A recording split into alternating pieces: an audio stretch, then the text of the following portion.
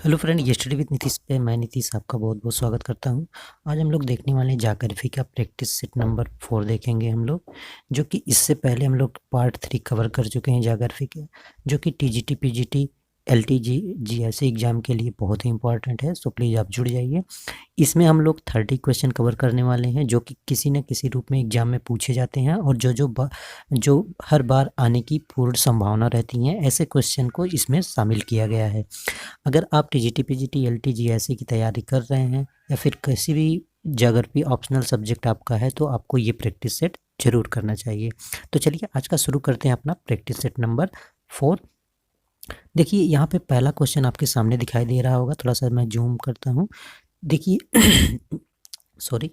तो देखिए पहला क्वेश्चन आपके सामने है, सबसे पहले कौन सी प्रजाति उत्पन्न हुई थी? यानी कि ऑस्ट्रेलियाड हुआ था कि मंगोलायड, निग्रो या निग्रेटो। तो कौन सी प्रजाति जो है सर्वप्रथम विश्व में आई थी, इस ये क्वेश्चन आपसे पूछा जा रहा है।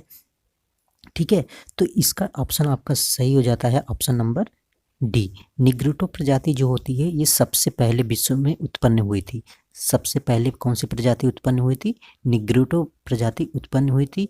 इसको आपको याद रखना है। ठीक है, तो सबसे पहले, और मैं इसका क्रम बता दूं, पहले निग्रेटो आए, फिर पहले पे निग्रोटो, फिर दूसरा पे निग्रो आया था, और तीसरे पे ऑस्ट्रेलियाइड आया था, और ये मंगोलायड जो है ये 7वें क्रम का आया था। ठीक है, तो याद रखना है सबसे पहले कौन सी प्रजाति आई थी विश्व में? निग्रेटो आई, फिर उसके बाद निग्रो आई, फिर इसके बाद ऑस्ट्रेलियाइड आई।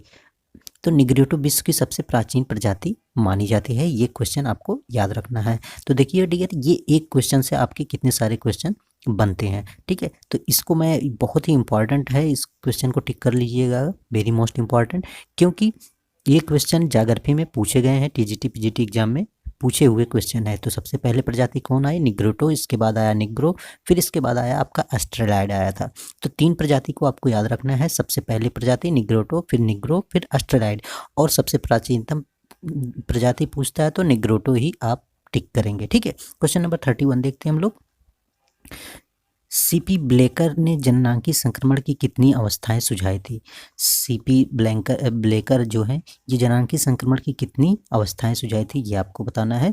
तो 31 का आपका राइट आंसर हो जाता है डियर सी। इन्होंने 5 अवस्थाएं सुझाई थी। कौन कौन सी? उच्च बताया था, स्थिर बताया था, प्रारंभिक, निम्न और ह्रासमान अवस्था बताया था। यानी कि इन्होंने हाई बताया, स्टेशनरी बताया, अर्ली एक्सपेंडिंग बताया, लो स्टेशनरी बताया, फिर इसके बाद डायमेंसिंग स्टेज बताया था। यानी कि इन्होंने 5 स्तर की बात की थी। किसने? ब्लेकर ने जननांगी संक्रमण के बारे में। तो कौन कौन सा, उसको एक बार से हम लोग देख लेते हैं। उच्च बताया उन्होंने, स्थिर बताया उन्होंने, और प्रारंभिक विस्तार बताया उन्होंने, और निम्न स्थिर बताया था उन्होंने। क्या बताया था? निम्न स्थिर बताया था, और ह्रासमान अवस्था बताई थी। ये सारी अवस्थाएं आपको याद रखना है। 32 क्वेश्चन देखते हैं हम लोग।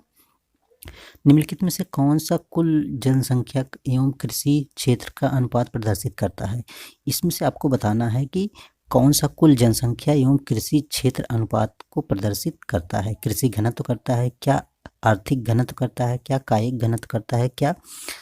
पोषक घनत्व करता है? इसमें से कौन सा राइट होगा, ये आपको बताना है। ठीक है, तो क्वेश्चन नंबर 32 का आपका राइट आंसर हो जाता है डियर। 32 का राइट आंसर आपका ऑप्शन नंबर सी जो होता है राइट हो जाता है। कायिक घनत्व जो होता है ये जनसंख्या और कृषि क्षेत्र के अनुपात को प्रदर्शित करता है। कौन सा करता है? कायिक घनत्व। तो कायिक घनत्व का ये इसका फार्मूला होता है कुल जनसंख्या बटे कुल कृषि क्षेत्र। यानी कि कुल जनसंख्या आप ले लीजिए, कुल जनसंख्या ले लीजिए, उसके बाद उसका बटा कर दीजिए कुल कृषि क्षेत्र से, तो आपका कायिक घनत्व प्राप्त हो जाएगा। ठीक है, और आर्थिक घनत्व की बात करें तो अगर आर्थिक घनत्व आपसे पूछता है तो यहाँ पे कायिक घनत्व हो गया। अगर आर्थिक घनत्व की बात करता है, मैं आपको बता दूं, आर्थिक घनत्व की बात करता है तो वहाँ पे कुल जनसंख्या ले लेंगे आप, इसके बाद कुल संसाधन ले लेंगे, तो आर्थिक घनत्व आपका आ जाएगा। और कृषि घनत्व की बात करूं तो बता दूं आपको, कृषि कार्य में लगी जनसंख्या ले लीजिए, उसके बटा कर दीजिए कुल कृषि क्षेत्र में, तो आपका कृषि घनत्व आ जाएगा। तो कायिक घनत्व की संबंध किससे है? जनसंख्या एवं कृषि क्षेत्र के अनुपात को प्रदर्शित करता है। क्वेश्चन नंबर 33 हम लोग देखते हैं। मानव भूगोल के सिद्धांत को प्रिंसिपल्स ऑफ ह्यूमन पुस्तक के लेखक कौन है? यानी कि मानव भूगोल के सिद्धांत के पुस्तक है ये, प्रिंसिपल ऑफ ह्यूमन, इसके लेखक कौन है? क्या ईसी सैम्पल हैं, फ्रेडरिक रेडजेल हैं, क्या ग्रिफिथ टेलर हैं, क्या एडवर्ड हटिंगटन है। तो इसमें 33 के ऑप्शन में कौन सा राइट होगा ये आपको बताना है। तो चलिए मैं इसका ऑप्शन बताता हूँ। 33 का आपका राइट हो जाता है डी, ये प्रिंसिपल ऑफ ह्यूमन। इसके लेखक कौन है? हटिंगटन है, एल्सवर्थ हटिंगटन जो है इसके लेखक हैं। और मानव भूगोल के सिद्धांत के लेखक जो है हटिंगटन बताए गए हैं। इन्होंने एशिया का स्पंदन, इन्होंने क्या दिया था? एशिया का स्पंदन सिद्धांत भी दिया था और प्रजातियों के लक्षण में बताया था। और ये सभ्यता एवं जलवायु नामक पुस्तक की रचना भी की थी। सभ्यता और जलवायु के बारे में इन्होंने एक पुस्तक भी लिखा था। तो इनको कितने नामों से जान सकते हैं? एल्सवर्थ हटिंगटन, इन्होंने क्या किया? ये क्या किए? मानव भूगोल के सिद्धांत का तो इन्होंने पुस्तक तो लिखी, साथ ही इन्होंने सभ्यता और जलवायु नामक पुस्तक की भी स्थापना की है, यानी कि उसका विस्तृत विश्लेषण किया है। और प्रजातियों के लक्षण के बारे में, और एशिया, और वेरी मोस्ट इम्पॉर्टेंट हो जाता है एशिया का स्पंदन सिद्धांत। तो एशिया का जो स्पंदन है इन्होंने ही दिया था, ठीक है। एशिया का स्पंदन इन्होंने ही दिया था, किन्होंने? एडवर्ड हटिंगटन ने। क्वेश्चन नंबर 34 हम लोग देखते हैं, मिनट, ठीक है। क्वेश्चन नंबर 34 देखते हैं हम लोग। देखिए 34 में क्या बताया गया है? पठारों में व्यक्तियों का प्रमुख व्यवसाय क्या होता है? यानी कि जो पठार होते हैं, पर्वत पठार, यहाँ पठार की बात की जाए तो उसका प्रमुख व्यवसाय पठारों में क्या लोग करते हैं? कृषि करते हैं, पशुपालन करते हैं, खनन करते हैं, या फिर मत्स्य पालन करते हैं। तो मत्स्य पालन तो बिल्कुल नहीं हो पाएगा, ठीक है। तो मत्स्य पालन बिल्कुल नहीं हो पाएगा। और यहाँ पे खनन तो बिल्कुल नहीं करेंगे पठारों में। कृषि पठारों में क्या कृषि की जाती है? इन दोनों ऑप्शन में आपको बताना है कि कौन सा राइट हो सकता है। तो मैं आपको बता दूं, इसमें राइट आंसर आपका हो जाएगा 34 में बी, यानी कि जो पठारी क्षेत्र होते हैं वहाँ पर ज़्यादातर लोग क्या करते हैं? पशुपालन करते हैं। तो इनमें देखिए ये पशुपालन करते हैं, और ये पठार जो होते हैं द्वितीय श्रेणी के उच्चावच माने जाते हैं। तो संपूर्ण धरातल पे पठार की बात किया जाए तो कितने प्रतिशत पाए जाते हैं? तो पठार जो है 33% पर हमारे पृथ्वी पर पठार ही पाए जाते हैं, ठीक है। इसका विस्तार पाया जाता है। पठारों पर कृषि पालन जो होता है बहुत ही प्रमुख रूप से यहाँ पे एक व्यवसाय माना जाता है, पशुपालन, ठीक है। कृषि नहीं, पशुपालन। पठारों पर कृषि और मत्स्य उपयोग दशाएं नहीं पाई जाती हैं। इसमें जो है मत्स्य पालन और कृषि जो है यहाँ पे बिल्कुल नहीं पाया जाता है पठारों पे। तो ये दोनों ऑप्शन आपका बिल्कुल राइट हो गया। खनन थोड़ा बहुत मिलता है, बट राइट आंसर आपका पशुपालन होगा। तो इम्पोर्टेंट ये क्वेश्चन है कि पठारों पर प्रमुख व्यवसाय क्या होता है? वहाँ पे पशुपालन किया जाता है, और संपूर्ण पृथ्वी पर 33% विस्तार पठारों का ही पाया जाता है। ये पॉइंट आपको याद रखना है। मानव प्रदेशों की संकल्पना को प्रतिपादित किया था। मानव प्रदेशों की संकल्पना का प्रतिपादित किसने किया था? हर्बर्टसन ने, फॉसेट ने, फ्लेवर ने, या फिर रॉक्सबी ने। तो ये आपसे पूछा जा रहा है कि मानव प्रदेशों की संकल्पना, तो ये जो किए थे इनमें बहुत ही मोस्ट, ये भी क्वेश्चन आपके लिए बन जाता है। तो MX रॉक्सबी ने जो है मानव प्रदेशों की संकल्पना का प्रतिपादन किया था। तो रॉक्सबी का मत था कि जैसे प्राकृतिक प्रदेशों में मानवीय क्रियाएं एक जैसे प्रभाव होते हैं, तो उनमें मानवीय विकास भी मिलता जुलता है। इनका ये मानना था कि जैसे प्राकृतिक प्रदेशों में मानवीय क्रियाएं पर एक जैसे प्रभाव देखे जाते हैं, और उनमें मानवीय विकास भी मिलता जुलता है। तो इसी से संबंधित उन्होंने मानव प्रदेशों की संकल्पना का प्रतिपादन किया था। कौन किया था? रॉक्सबी। आपको बस इतना याद रखना है कि मानव प्रदेशों की संकल्पना का प्रतिपादन किसने किया था? तो PM रॉक्सबी ने किया था। क्वेश्चन नंबर 36 देखते हैं। लेवेंसराम की संकल्पना किसके द्वारा प्रस्तुत की गई थी? बहुत ही इंपॉर्टेंट है, और कई बार ये TGT एग्जाम और रियलिटी में पूछा हुआ क्वेश्चन है। विडाल डिला ब्लास ने क्या किया? स्ट्रैबो ने किया, रेडजिल ने किया, या फिर रीटर ने किया? तो इसका मैं राइट आंसर बता दूं आपको डियर। इसका राइट आंसर सी आपका हो जाता है। रेडजिल ने लेवेंसराम की संरचना को, संकल्पना को प्रतिपादित किया, ठीक है। और इनकी एक प्रसिद्ध बुक है एंथ्रोपोजियोग्राफी है। एंथ्रोपोजियोग्राफी इनकी प्रसिद्ध एक रचना मानी जाती है, ठीक है। इसको भी आपको याद रखना, किसकी? रेडजिल की है। और राजनीति भूगोल के ये जनक भी माने जाते हैं। किसके? राजनीति भूगोल के जनक कौन माने जाते हैं? आपके रेडजिल माने जाते हैं। ये 2 पॉइंट आपको याद रखना है, ठीक है। क्वेश्चन नंबर 37 हम लोग देख लेते हैं। 37 में जिस यूनानी विद्वान का विचार था जिस यूनानी विद्वान का विचार था कि सारे इतिहास को भौगोलिक परिप्रेक्ष्य में, सारे भूगोल को ऐतिहासिक परिप्रेक्ष्य में परखना चाहिए, ये किसने कहा था? तो देखिए इसमें कौन सा ऑप्शन आपका राइट होता है? थेल्स हैं, या फिर हेरोडोटस हैं, या हिकैटियस हैं, या फिर अनेक्जिमेंडर हैं? तो इसमें राइट आंसर आपका डियर क्या हो जाता है 37 में? तो ये हेरोडोटस जो थे, इन्होंने ही ये विचार रखा कि सारे इतिहास को भौगोलिक परिप्रेक्ष्य में और सारे भूगोल को ऐतिहासिक परिप्रेक्ष्य में परखना चाहिए। और हेरोडोटस को इतिहास का जनक भी माना जाता है। ये मेन पॉइंट आपको याद रखना है, ठीक है, ये आपको याद रखना है। और हेरोडोटस भूखंड को 3 महाद्वीपों एशिया, लीबिया, यूरोप, एशिया और लीबिया में विभाजित किया करने वाला प्रथम। और हेरोडोटस की एक मेन पॉइंट मैंने बताया, ये इतिहास के जनक हैं और इन्होंने ये तो कोटेशन दिया ही, साथ ही इन्होंने एक काम ये किया कि इन्होंने विश्व के भूखंड को 3 भागों में बांटा था। सर्वप्रथम 3 भागों में बांटा था। कौन कौन से वो भाग थे इनके? तो एक एशिया था, एक यूरोप था और एक लीबिया में विभाजित करने वाले प्रथम भूगोल वेत्ता माने जाते हैं। कौन? हेरोडोटस। और एक बात इन्होंने, तो देखिए हेरोडोटस ने एक बात और बताई, इन्होंने बताया कि कैस्पियन सागर को आंतरिक सागर बताया। इन्होंने बताया कि जो कैस्पियन सागर है वो एक आंतरिक सागर बताने वाले कौन थे? हेरोडोटस थे। इन्होंने बताया कैस्पियन सागर को आंतरिक सागर बताने वाले कौन थे? हेरोडोटस थे। ये भी आपको पॉइंट याद रखना है। क्वेश्चन नंबर 38 देख लेते हैं। भूगोल को क्षेत्र वर्णी विज्ञान किसने कहा? हम्बोल्ट ने कहा, हेटनर ने कहा, डेविस ने कहा, या फिर रडजिल ने कहा? तो देखिए यहाँ पे क्षेत्र वर्णी विज्ञान दिया है। अगर जहाँ भी क्षेत्र वर्णी विज्ञान की बात करता है तो वहाँ पे नाम आ जाता है आपके हेटनर महोदय का। तो ये हेटनर महोदय ने क्षेत्र वर्णी विज्ञान, भूगोल को क्षेत्र वर्णी विज्ञान कहा था। ठीक है, क्वेश्चन नंबर 39 हम लोग देख लेते हैं। तो देखिए ये मैचिंग है, थोड़ा सा आपको मैं दिखा देता हूँ। मैचिंग करना है, जूम आउट करना पड़ेगा। हाँ तो चलिए, अब आपको दिखाई दे रहा होगा। चलिए तो बताइए आप इसमें से कौन सा सुमेल है। ठीक है, तो देखिए पंचमढ़ी कहाँ पे है, सिमलीपाल कहाँ पे है, अगस्त्यमलाई कहाँ पे है, मानस कहाँ पे है, और ये राज्य दिए गए हैं, असम है, मध्य प्रदेश है, केरल है, उड़ीसा है।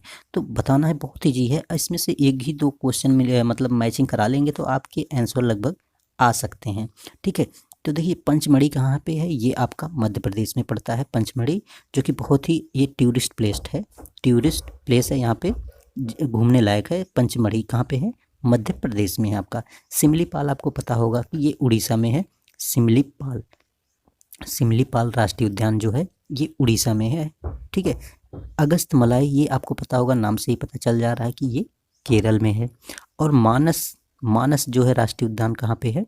ये असम में है, जो कि एक सींग वाले गैंडे के लिए बहुत ही प्रसिद्ध है। ठीक है, काजीरंगा नेशनल पार्क वहीं पे मानस असम में ही है, काजीरंगा नेशनल पार्क। तो वहीं पे एक सींग वाले गैंडे के लिए प्रसिद्ध माना जाता है। तो देखिए ये पंचमढ़ी आपका ए का आपका 2 हो गया, बी का आपका 4 हो गया, एंड सी का आपका 3 हो गया, और डी का आपका 1 हो गया। तो 2 4 3 1 देखिए जिस ऑप्शन में होगा तो आपका वो ऑप्शन राइट माना जाएगा। कितना माना जाएगा? 24 31 देख लेते हैं। 24 31 कहाँ पे है आपका? थोड़ा सा मैं इधर कर दूं ताकि आपको दिखाई दे। 24 31 कहाँ पे है? देखिए 24 2 4, ये देखिए 2 4 3 1, ये आपका ऑप्शन नंबर डी जो होता है ये राइट हो जाता है। ठीक है, क्वेश्चन नंबर 40 देखते हैं हम लोग। पारिस्थितिकी अनुक्रमण सामान्यतः जन्म देता है। पारिस्थितिकी जो अनुक्रमण है ये सामान्यतः किसको जन्म देता है? हैबिटाट को, या बायोम को, या क्लाइमेटिक फ्रंटियर को, या क्लाइमेक्स को? तो यहाँ पे आपका राइट आंसर हो जाएगा डी, डी, यानी कि क्लाइमेक्स को जो है ये जन्म देता है।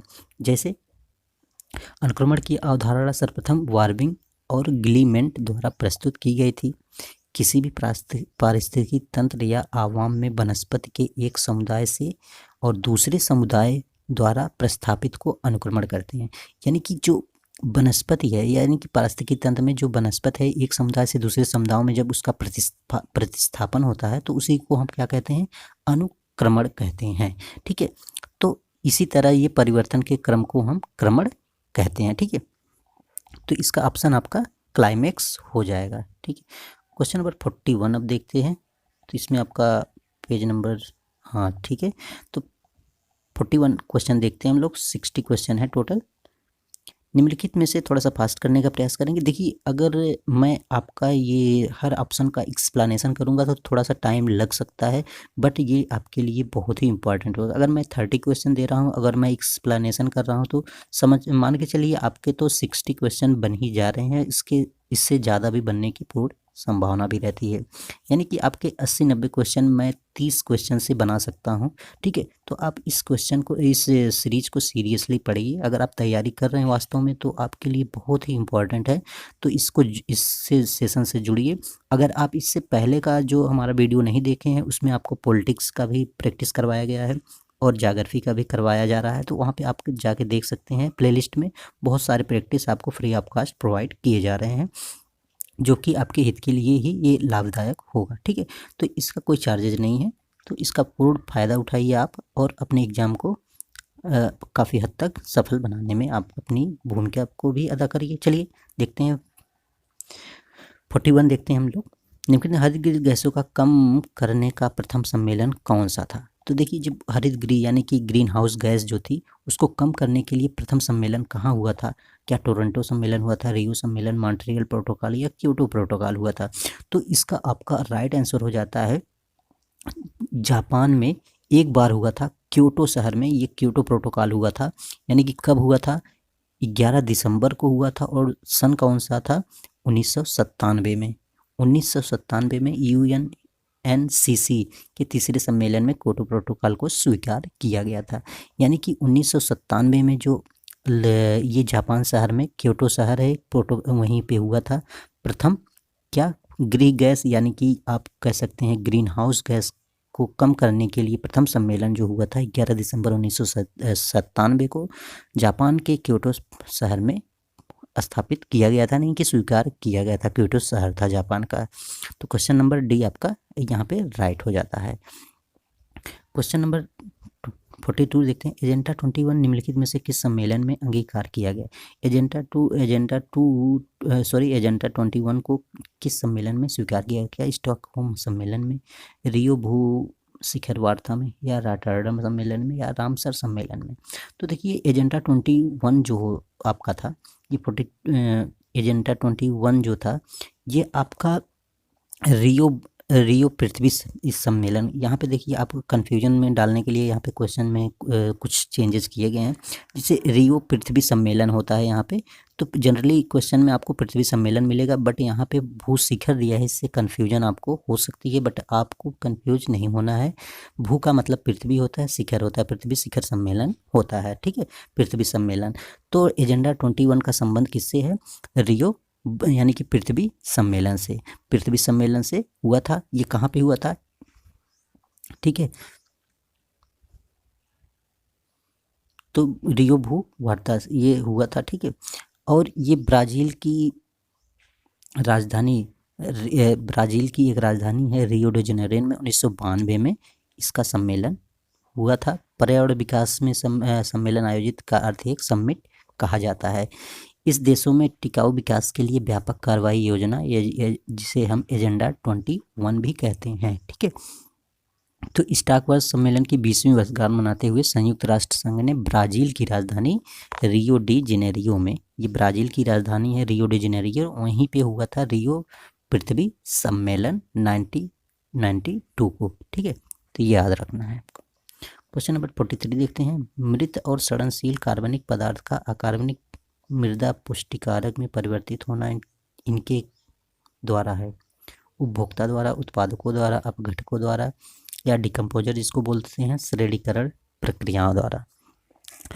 तो यहाँ पे डियर आपका 43 का राइट आंसर हो जाएगा सी।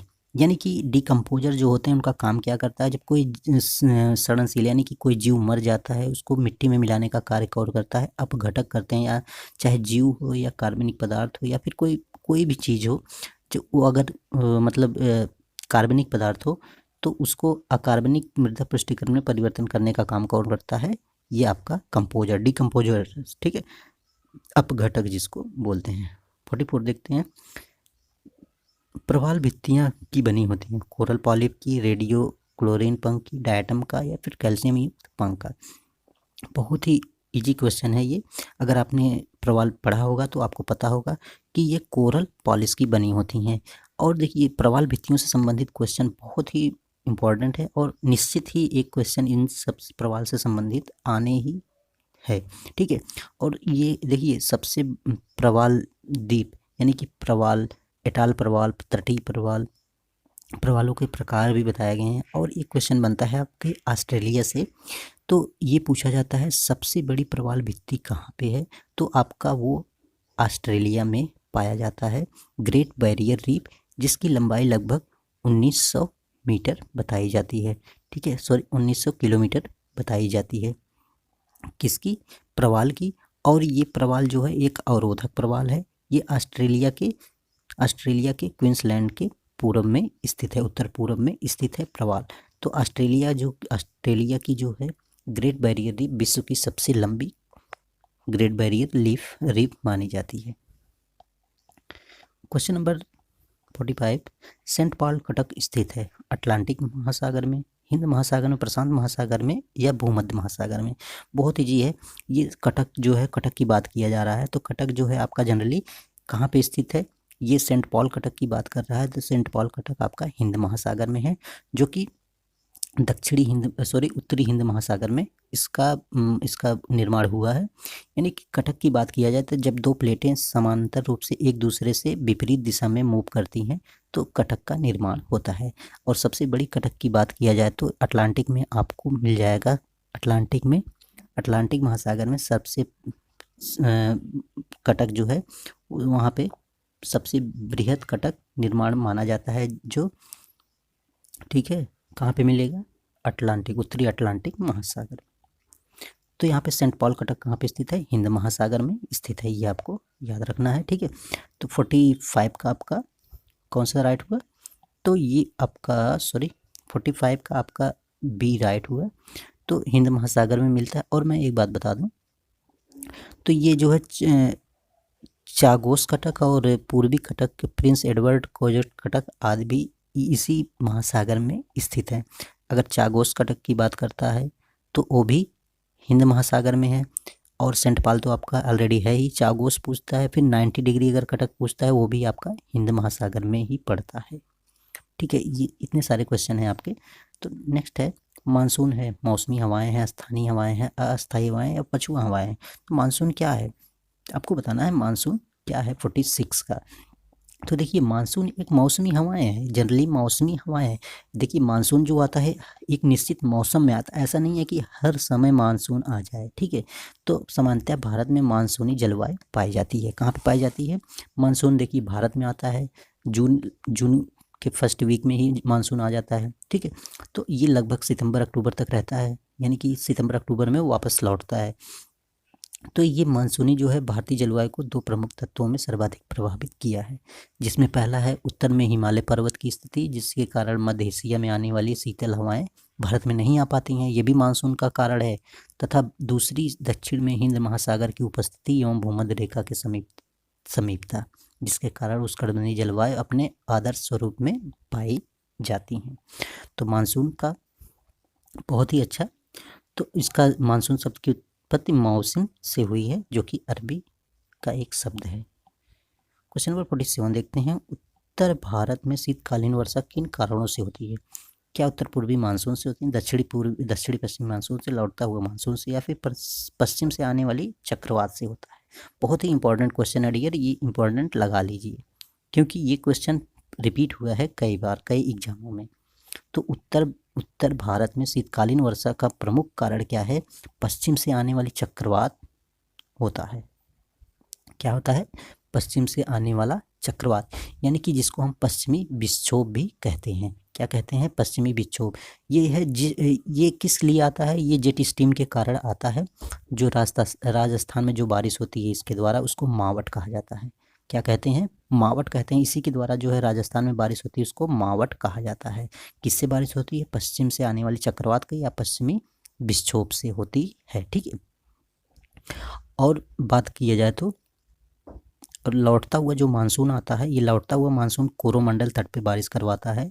और वो भी कब मानसून करवाता है, ये अक्टूबर नवंबर में नवंबर दिसंबर में बारिश करवाता है। ठीक है, तो ये कोरोमंडल में, बट आपका आंसर जो है डी राइट हो जाएगा। पश्चिम से आने वाले चक्रवात की वजह से उत्तर भारत में शीतकालीन, और इसी समय जो होता है ना, पंजाब में गेहूं की फसल के लिए बहुत ही अच्छी बारिश मानी जाती है। क्वेश्चन नंबर 48 देखते हैं। जलवायु परिवर्तन के विभिन्न सिद्धांतों में से कौन सा एक सूर्य के क्रोड के फैलाव एवं संकुचन से संबंधित है? सिम्पसन का सिद्धांत, कार्बन डाइऑक्साइड सिद्धांत, सौर विकिरण सिद्धांत, सौर कलंक सिद्धांत। 48 का कौन सा राइट होगा आपको बताना है। तो चलिए मैं बताता हूँ। 48 का आपका राइट आंसर डी हो जाता है। सौर कलंक सिद्धांत के द्वारा ही जलवायु परिवर्तन के सिद्धांतों में से एक सूर्य के फैलाव एवं संकुचन से संबंधित है। ठीक है, अब यहाँ पे आपके लिए क्वेश्चन बन सकता है, सूर्य की सतह का तापमान कितना है? तो आपको लगभग 6000 सेंटीग्रेड याद रखना है। ठीक है, 6000 सेंटीग्रेड। अगर सूर्य का औसत तापमान पूछा जाता है तो आपको 6000 सेंटीग्रेड टिक करना है। क्वेश्चन नंबर 49 देख लेते हैं हम लोग। निम्नलिखित में से कौन सा वर्ष का सबसे ज़्यादा सूर्य तप मार्च एवं सितंबर 23 को प्राप्त करता है? 21 मार्च और 23 सितंबर को प्राप्त करता है कौन सबसे ज़्यादा सूर्य तप? आपको पता होगा कि अर्थ जो है ऐसे अर्थ है, एक बार फिर से देखते हैं। अर्थ का ऐसे है, अर्थ के बीचों बीच आपको भूमध्य रेखा है, ऊपर ये कर्क रेखा है 23.5 डिग्री पे, और फिर 23.5 डिग्री पे यहाँ पे आपका जो है मकर रेखा है। ठीक है, ये कर्क है, मकर है, और ये आपका भूमध्य है। तो आपको पता होगा सूर्य जो है 21 जून को यहाँ पे कर्क पे लंबवत पड़ता है। ठीक है, और फिर वही बात की जाए सेम इसका अपोजिट, 22 दिसंबर को ये मकर रेखा पर पड़ता है। लेकिन यहाँ से वहाँ तक जाने में इसको 2 बार ये भूमध्य रेखा से होके गुजरना पड़ता है। पहले यहाँ पे आएगा, फिर यहाँ पे जाएगा, फिर यहाँ पे आएगा, यहाँ पे जाएगा। यानी कि सबसे ज़्यादा अगर 21 मार्च की बात किया जाए और 23 सितंबर को बात किया जाए तो ये भूमध्य रेखा पे ही पड़ेगा, क्योंकि 21 मार्च और 23 सितंबर को जब सूर्य भूमध्य पर पहुँचता है तो वो पार करके फिर दक्षिणी ध्रुव की तरफ बढ़ता है, फिर उत्तरी ध्रुव की तरफ 21 मार्च से बढ़ता है। तो इन सब बातों को ध्यान में देखते हुए हमें ये पता चलता है कि सबसे ज़्यादा सूर्य तप कहाँ मिलेगा? ये आपके कर्क रेखा पर मिलेगा। ठीक है, तो इस सब का डिटेल्स मैं बाद में आपको बताने वाला हूँ। पहले हम लोग प्रैक्टिस कर रहे हैं, बस थोड़ा बहुत आपको मैं हिंट दे दे रहा हूँ ताकि आपको क्वेश्चन समझने में प्रॉब्लम ना हो। तो यहाँ पे आपका ऑप्शन राइट क्या हो जाएगा? सॉरी, तो चलिए यहाँ पे मैं आपको बता दूँ, मार्च और दिसंबर को प्राप्त करता है, तो ऑप्शन कौन सा राइट हो जाएगा? आपका 49 का बी हो जाएगा। 49 का बी भूमध्य रेखा पे प्राप्त करता है। 50 देख लेते हैं हम लोग।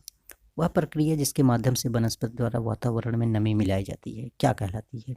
किस रूप में जाना जाता है? वह प्रक्रिया जिसके माध्यम से वनस्पति द्वारा वातावरण में नमी मिलाई जाती है, संघनन क्या कहते हैं? क्या वाष्पन उत्सर्जन कहते हैं, विकिरण कहते हैं, या वर्षण कहते हैं? जिसके माध्यम से वनस्पति द्वारा जो है वातावरण में नमी मिलाई जाती है, तो उसको क्या बोलते हैं? 50 का आपका राइट आंसर हो जाएगा डियर।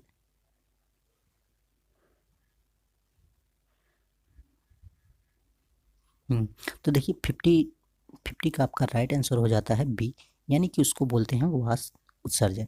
यानी कि वह प्रक्रिया जिसके माध्यम से वातावरण में नमी मिलाई जाती है उसको वाष्प उत्सर्जन करते हैं। तो इसका क्या कारण होता है? जल में गैस रूप का जल के गैसीय रूप का जल में रूपांतरण को ही संघनन कहा जाता है। ठीक है, तो सापेक्षित आर्द्रता के 100% होने पर हवा संतृप्त हो जाती है और संघनन प्रारंभ हो जाता है। तो यहाँ पे जो हमारे वातावरण में जो नमी मिलती है वो वाष्पोत्सर्जन के कारण ही मिलती है। 51 देखते हैं हम लोग। ग्लोब का संप्रति औसत तापमान लगभग है। यानी कि ग्लोब का जो संप्रति पूरे विश्व मौसम संगठन की एक रिपोर्ट के अनुसार विश्व का औसत तापमान यहाँ पे पूछा जा रहा है। यानी कि ग्लोब का मतलब आपको विश्व से लगाना है। ठीक है, तो औसत तापमान कितना है?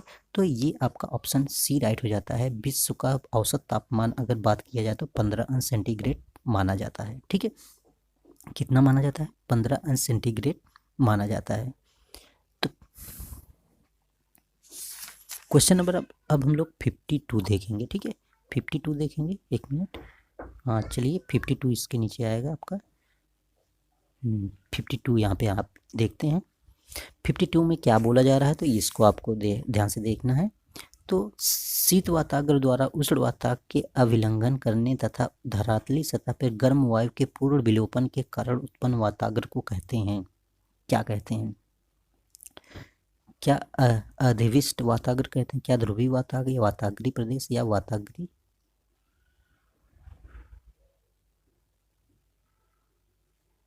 कहते हैं? तो चलिए आपको बताना है कौन सा इसका राइट आंसर होगा।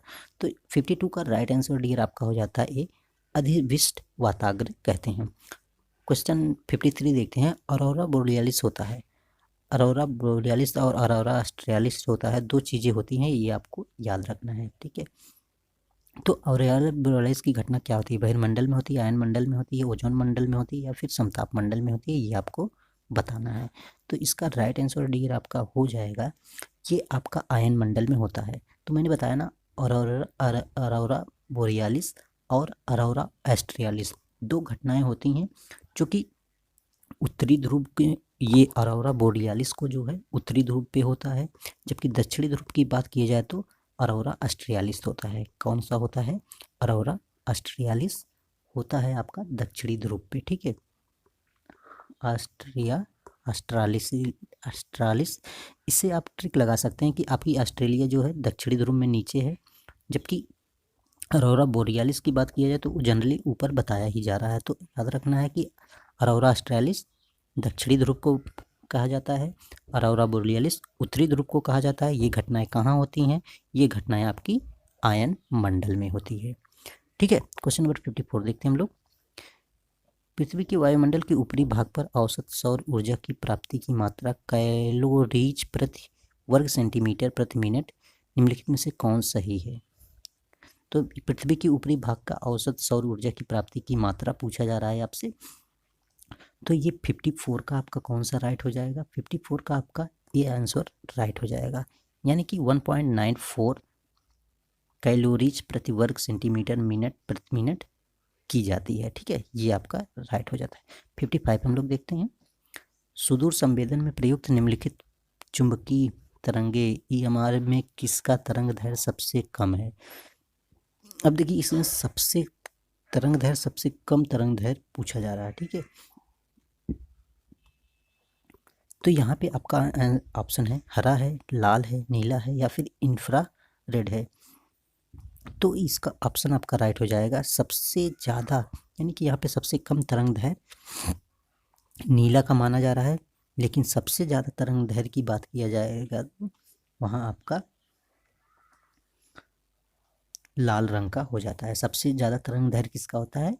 रेड कलर का होता है, ठीक है। सुदूर, तो सबसे कम की बात किया जा रहा है नीला, सबसे ज़्यादा रेड का हो जाता है। तरंग दैर्ध्य सबसे ज़्यादा लाल का, सबसे कम नीला। इसलिए देखिए रेड कलर को जो है जनरली यूज किया जाता है, खतरे के निशान के लिए रेड कलर का यूज किया जाता है, क्योंकि इसकी तरंग दैर्ध्य ज़्यादा होती है जिससे ये दूर से दिखाई देता है, इसीलिए रेड कलर का यूज किया जाता है गाड़ियों की बैक लाइट्स में और रेलवे की सिग्नल्स में। तो सारी जगह जो सिग्नल्स है रेड को खतरे के निशान से ही हम लोग संकेतित करते हैं। 56 देखते हैं। विभ्रंश घाटी से होकर प्रवाहित होने वाली नदी कौन सी है? मिसिसिपी है, ब्रह्मपुत्र है, जॉर्डन है या फिर यांगटी सिकांग। तो विभ्रंश यानी कि भ्रंश घाटी से होकर बहने वाली नदी कौन सी है? ब्रह्मपुत्र तो आपकी हो नहीं सकती, ये कि ये आपकी चीन से निकलती है, ठीक है। तो मिसिसिपी, ये मिसिसिपी मिसौरी, ये आपको पता होना चाहिए कहाँ से निकलती है, ठीक है। तो ये भी नहीं हो सकती, ये कैलिफोर्निया के प्रांत से निकलती है। यांगत्से ये भी चीन की नदी है, ठीक है। जबकि जॉर्डन नदी है, एक जॉर्डन है, जॉर्डन घाटी है, जॉर्डन घाटी है और विभ्रंश घाटी में बहने वाली ये जॉर्डन नदी है, ठीक है। क्वेश्चन नंबर सी आपका राइट हो जाता है। 57 देखते हैं। छत्रक शिला अपरदन किस कारक का प्रतिफल होता है? हिमनद का, नदी का, पवन का, समुद्री लहर का। छत्रक शिला पूछा जा रहा है, छत्रक शिला किसका कारण हो सकता है? तो 57 का आपका राइट आंसर हो जाता है डियर पवन का। छत्रक शिला किसका कारण है? पवन का। यानी कि जो मरुस्थलों में है, जब क्या होता है कि धरातल पे यानी कि इस तरह जो होते हैं इसको छत्रक शिला, यानी कि जब पवनों से अपर्दन होता है तो ये सारी चीज़ें कट जाती हैं, ऊपर बचे भाग को ही छत्रक शिला कहा जाता है। 58 देखते हैं हम लोग। भूदृश्य संरचना प्रक्रम अवस्था का परिणाम या किसका कथन है? पेंग का है, डेविस का है, हटन का है, होम्स का है। तो ये देखिए भूसंरचना, प्रक्रम और अवस्था, 3 अवस्थाएं किसने बताया था? अपर्दन की अवस्था की बात किया जा रहा है। आपको पता होगा जनरली अपर्दन जो होता है पेंक और डेविस ने महत्वपूर्ण दिया था, सबसे प्रथम डेविस ने प्रतिपादित किया था, और इन्हीं तीनों को डेविस का त्रिकूट भी कहा जाता है, संरचना, प्रक्रम और अवस्था को। ठीक है, सक्रम, प्रक्रम और अवस्था को डेविस का त्रिकूट भी कहा जाता है। ठीक है, तो ये अपर्दन चक्र की भौगोलिक चक्र कहा जाता है। डेविस ने अपर्दन चक्र को भौगोलिक चक्र भी कहा है।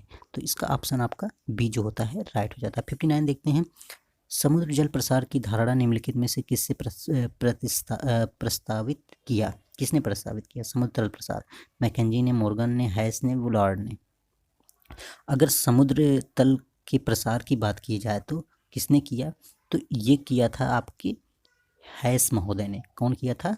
हैस महोदय ने। तो इसका आपका आंसर सी राइट हो जाता है। हैरी हैस ने समुद्र प्रसारण सिद्धांत को प्रतिपादित किया है, और ये कब किया था? 1960 को, 1960 में इन्होंने प्रतिपादित किया था। और इन्होंने बताया जिसके सभी महाद्वीप एवं महासागर विभिन्न प्लेटों के ऊपर स्थित हैं जो हमेशा गतिशील रहते हैं। क्वेश्चन नंबर 60 देखते हैं हम लोग। मैग्मा जो कि पृथ्वी की सतह तक पहुंचती है और फिर ठोस हो जाती है, क्या कहलाती है? क्वार्ट्ज, ग्रेनाइट, लावा, सिलिकेट। यानी कि जो मैग्मा है पृथ्वी की सतह पे जब ऊपर ज्वालामुखी विस्फोट होता है, जब मैग्मा यहाँ बाहर अंदर से बाहर निकलती है, तो जब ज्वालामुखी का विस्फोट होता है तो उसको हम लोग जनरली क्या कहते हैं? यानी कि अगर यहाँ से मैग्मा निकल के आया, यहाँ पे कठोर हो गया, तो इसको क्या बोलेंगे? इसको अंदर रहेगा तो मैग्मा, बाहर आया तो लावा कहते हैं। ठीक है, ये आपको याद रखना है। तो क्या बोलते हैं? लावा। आपका ऑप्शन नंबर बी राइट हो जाता है। क्वेश्चन नंबर 61 देखते हैं हम लोग। बेसाल्ट सागर परपटी का औसत घनत्व कितना है? बेसाल्ट सागर परपटी का औसत घनत्व कितना है? ये क्वेश्चन नंबर 61 का पूछा जा रहा है आपसे। तो इसका औसत घनत्व जो होता है 3.0 ग्राम प्रति सेंटीमीटर क्यूब होता है। अगर प्रॉपर्टी, ठीक है, तो इसका ये होता है। सागरी प्लेट का निर्माण अगर पूछा जाए तो ये बेसाल्ट सागरी प्लेट का निर्माण जो होता है वो बेसाल्ट एवं गेब्रो से माना जाता है। यानी कि सागर की जो प्लेटें हैं उसका निर्माण किससे हुआ है? बेसाल्ट और गेब्रो से हुआ है। और ये चीज़ इसमें आपको और मैं बता देना चाहूँगा, तो जो सागरी प्लेट है और जो महाद्वीपीय प्लेट है, तो सागरी प्लेट का घनत्व जो होता है सर्वाधिक होता है, बट महाद्वीपीय प्लेट का घनत्व कम होता है।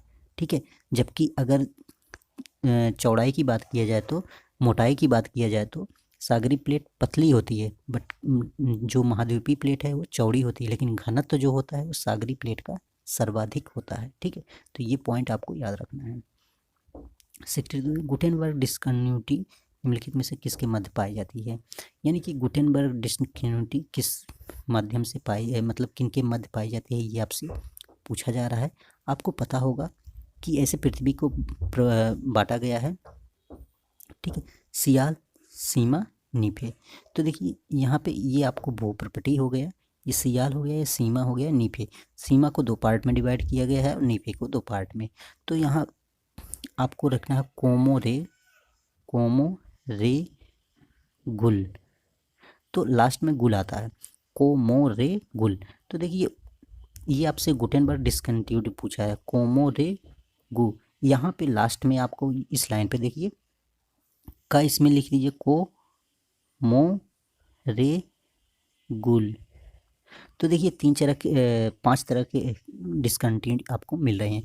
तो गुल पूछा जा रहा है, तो लास्ट में लेहमन आता है आपका, ठीक है, जो आंतरिक कोड और बाह्य कोड के मध्य होता है। जबकि गुल यानी कि गुटेनबर्ग से आपसे पूछा जा रहा है, तो ये बाह्य कोर और आंतरिक क्या हो जाएगा?